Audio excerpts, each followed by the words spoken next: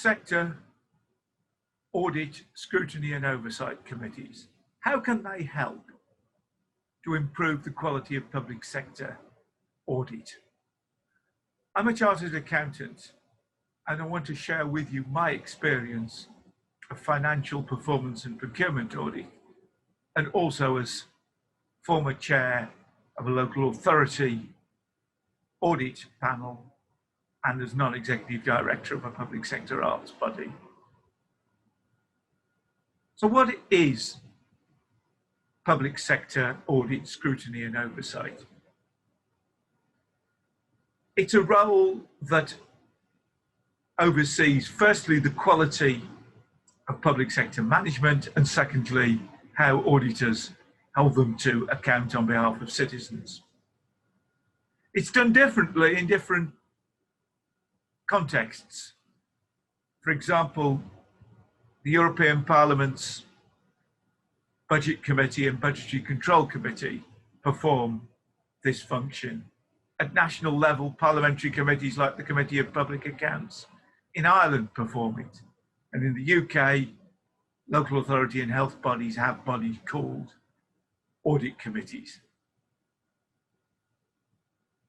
Scrutiny and oversight matters because public sector bodies' legitimacy and competence is more and more challenged by others. And that's why effective audit and effective scrutiny and oversight of audit can help address this issue.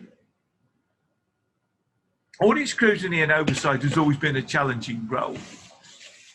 It's always been important to ask the right questions and to make sure that the auditors get the right answers backed by sufficient evidence. But now it needs to take account of things like, for example, reputational risk on social media and artificial intelligence and ICT.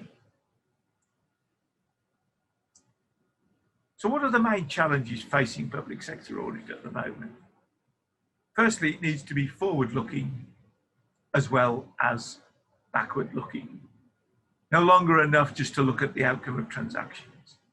Important now to look at policy processes and financial and operational planning. It also needs to be risk-based because not all public sector bodies face the same level of risk in getting things wrong. Not just because of past performance and current pressures, but also how the governance structure makes it more or less likely that the challenges will be dealt with. Data and text mining has also meant that auditors face surpluses of data rather than shortages. And so the skill set needs to change to interpretation of data and not merely gathering it. Auditors also need to operate in real time. That means direct access to the systems of public sector bodies and of significant third-party providers of services. It means intervening at the design stage of systems to make sure they achieve the objective they're intending to achieve, perhaps in case of procurement at the planning stage and not merely after the contract has been awarded. Above all of this needs to be managed by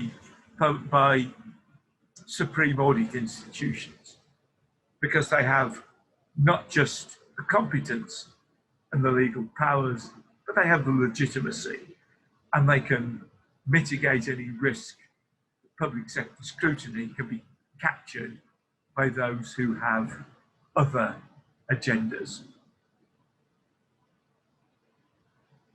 At the top of the agenda at the moment for auditors is how public sector bodies are responding to COVID-19. So that means changes in service delivery methods and working practices, changes in the nature of infrastructure needed, reviewing security of supply and emergency and disaster planning. And what the Audit, Scrutiny and Oversight Committee needs to do is to make sure that the auditors have adjusted their priorities accordingly.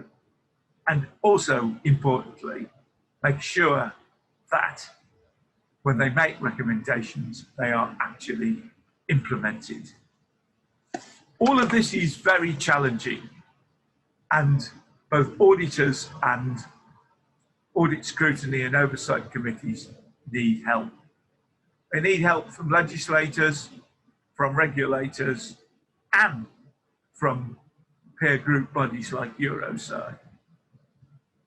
The sort of help they need is sharing data and experiences.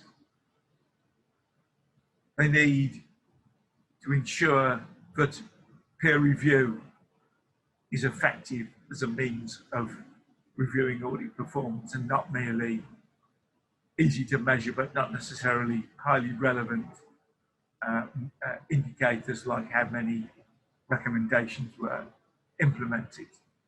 They need also to be given security of tenure so that the risk of auditors being removed because they say things that the public sector body doesn't like is mitigated. None of this is going to happen without significant effort. And frankly, it's not going to place public sector audit, scrutiny and oversight at the top of the news headlines. But be in no doubt it's important. If auditors are effective in ensuring the public sector bodies are properly conducting their affairs, then that will increase citizens' trust in government. Audit, scrutiny and oversight committees are there to make sure that the auditors do that. And in that sense, will always have a significant and important role.